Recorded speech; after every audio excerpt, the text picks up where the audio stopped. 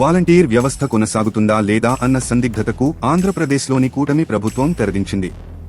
Volunteer వ్యవస్థను కొనసాగిస్తామని మంత్రి డోలా వీరాంజనేయ స్వామి ప్రకటించారు. దీంతో 2 లక్షల మందికి పైగా ఉన్న వాలంటీర్లు ఊపిరి పీల్చుకున్నారు.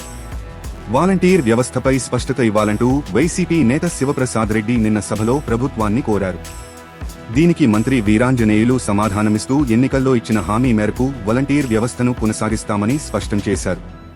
అలాగే వారికి ఇస్తున్న గౌరవ వేతనం పెంపుపై కసరత్తు చేస్తున్నట్టు తెలిపారు. నిజానికి నిన్న వైసీపీ ఎమ్మెల్యేలు సభకు హాజరు కాలేదు. ఢిల్లీలో నిరసన కోసం వెళ్లారు. అయితే అంతకుముందే వైసీపీ దర్శి ఎమ్మెల్యే బూచేపల్లి శివప్రసాద్ రెడ్డి సభకు నివేదించిన ప్రశ్నకు సాంఘిక సంక్షేమ శాఖ మంత్రి డోలా వీరాంజనేయ స్వామి సమాధానం ఇచ్చారు.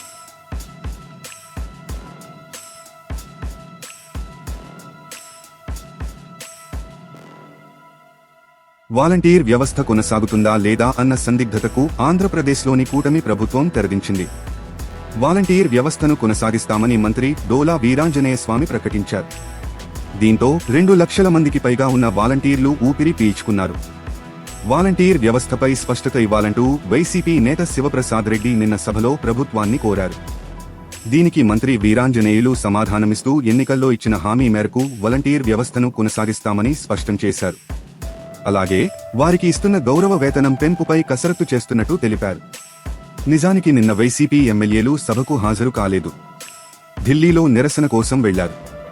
అయితే అంతకుముందే వైసీపీ దర్శి ఎమ్మెల్యే బూచేపల్లి శివప్రసాద్ రెడ్డి సభకు నివేదించిన ప్రశ్నకు సాంఘిక సంక్షేమ శాఖ మంత్రి డోలా వీరాంజనేయ స్వామి సమాధానం ఇచ్చారు.